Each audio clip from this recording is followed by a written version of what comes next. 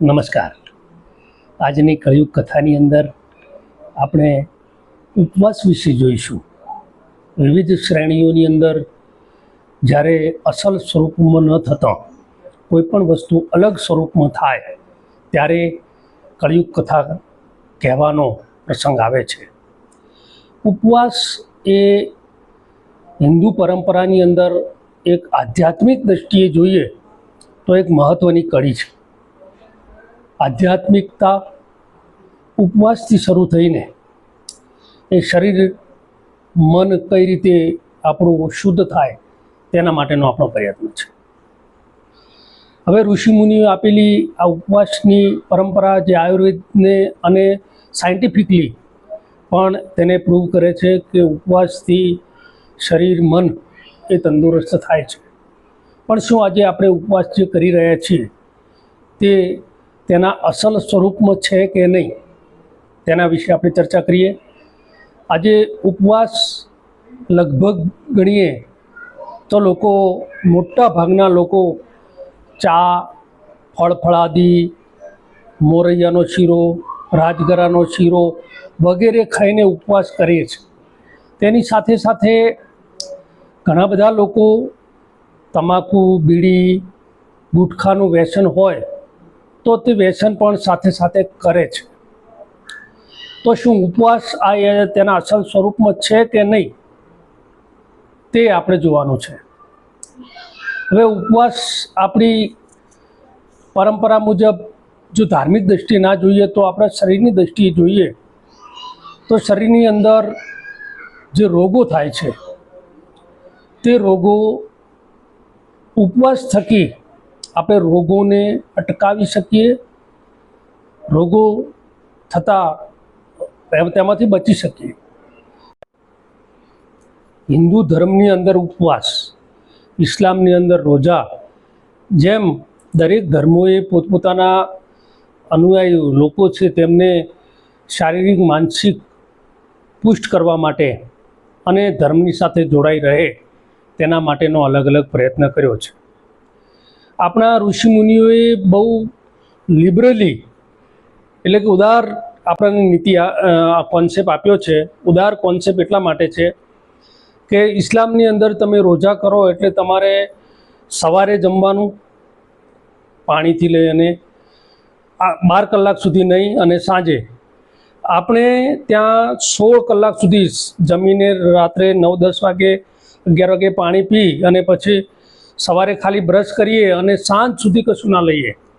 પણ તમે એટલું નથી કરી શકતા તો તમે એકટાણું કરીને પણ, પાણી પીને પણ, તમે વચ્ચે ફળાહાર કરીને પણ, કેટલું ઉદાર.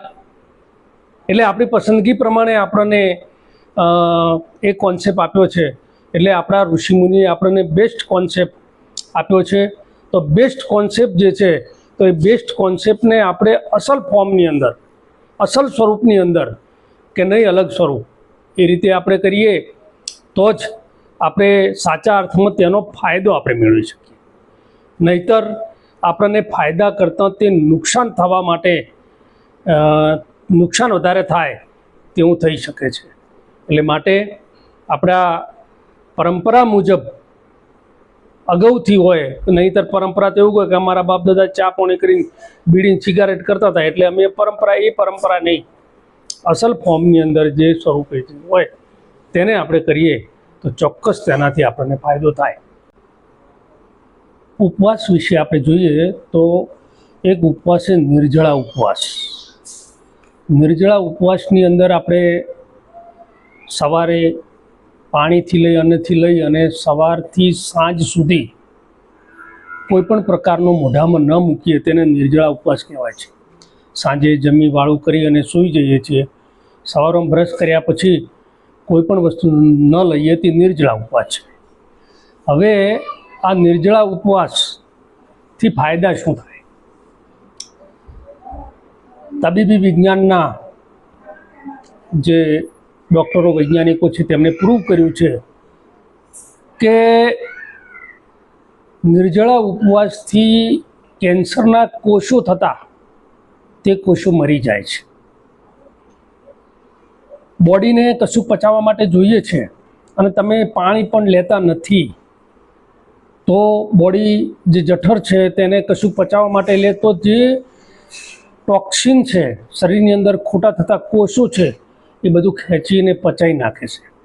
આથી તમારા શરીરની અંદર થતા ખોટા કોષો જે કેન્સર કરે છે કે ટોક્સિન છે કે પછી ખોટું કોલેસ્ટ્રોલ છે તે કોલેસ્ટ્રોલથી બચી શકાય છે. એટલે નિર્જળા ઉપવાસ એક એ ઉપવાસ છે. બીજો ઉપવાસ છે એકટાણું, કે એકટાણાની અંદર આપણે પાણી પી શકાય પણ એ પણ ગરમ કરી અને એને ઠંડુ કરીને ગાળી અને આખો દિવસ પી શકાય. જરૂર જણાય તો એવા લોકોએ કદાચ થોડો ઘણો ફળાહાર પણ વધુ પડતો ન કરતા સામાન્ય ફળાહારથી ચલાવી લેવાય એટલે શરીરને આરામ મળે અને આવા કોષો બનતા જે ખોટા કોષો બનતા અને જે શરીરમાં વધારેલું ટોક્સિન કે બીજું છે તે એ શરીર જઠર તેને પચાવી નાખે છે અને આથી આપણું શરીર સ્વસ્થ રહે છે. આજે ઘણા બધા લોકો ઉપવાસ કરે છે તે ઉપવાસ ના કરતા શરીરને બીજી બીમારીઓ પેદા કરવા માટેનું કામ કરી રહ્યા છે. ચા બીડી તમાકુ એ ભૂખ્યા પેટી લે, ચા પી કરે, આ જે છે તે શરીરમાં બીજી બીમારીઓ પણ પેદા કરી શકે છે. એટલે આ બીજી બધી બીમારીઓ પેદા ન થાય તેના માટે અને ઘણા તો દેખાડો કરવા માટે કે અમે ઉપવાસ રહીએ છીએ એવો દેખાડો. બાકી તો લોકો બધું જ ન ખાવાનું, દાખલા તળેલું હોય, ચિપ્સ છે, બટાકાની ચિપ્સ તળેલી વસ્તુ છે તો એના કરતાં ખોરાક ખાવો શું ખોટું. પણ આજે ઘણા બધા અમારે મિત્રો સાથે એક વખત અમે મિટિંગમાં હતા તો અમે લોકો એક નાસ્તો કરતા હતા અને એ લોકોએ બટાકાની ચિપ્સ ખાતા હતા. તો કે કેમ બટાકાની ચિપ્સ ખાઓ છો?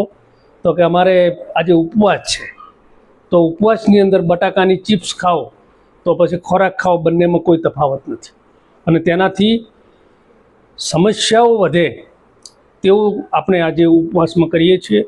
માટે ઉપવાસ એ આપણી પરંપરા મુજબ, વૈદિક પરંપરા મુજબ, સાયન્ટિફિકલી આયુર્વેદની રીતે આપણે કરીએ તો ચોક્કસ આપણે રોગોથી મુક્ત થઈ શકીએ. એટલે આપણે રોગોથી મુક્ત થવા આપણે ઉપવાસ જે છે તે રિયલ ફોર્મમાં આપણે કરીએ એ આપ સૌને વિનંતી છે.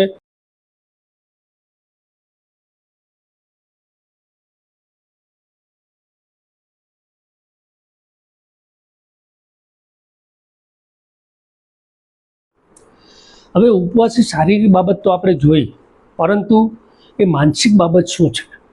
માનસિક બાબત એ છે કે મનને મજબૂત કરવા માટે આપણે આજે ઘરમાં સારામાં સારું જમવાનું બનાવ્યું હોય કે ક્યાંક જઈએ ત્યાં પણ આપણને ભૂખ લાગી હોવા છતાં આપણે ખાતા નથી. એટલે મન આપણું સ્ટ્રોંગ બને છે, મન મજબૂત બને છે. કોઈ પણ પરિસ્થિતિની અંદર હોય તો મન આપણું એવું મજબૂત થાય કે કોઈ પણ વસ્તુને આપણે ઇગ્નોર કરી શકીએ, જરૂર હોય તો પણ ઇગ્નોર કરી શકીએ.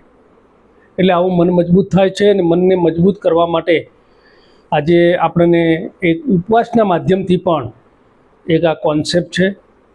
સાથે આધ્યાત્મિકતામાં જોડાયેલી, આધ્યાત્મિક એટલા માટે જોડવામાં આવી કે આ લોકો એ રીતે ન કરે તો એક આધ્યાત્મિક સ્વરૂપે પણ કરે કે આધ્યાત્મિક જોડાયેલી હોય તો આ પ્રવૃત્તિ જે છે, આ વૃત્તિ છે તે લોકો કરતા થાય અને તૈયાર થાય.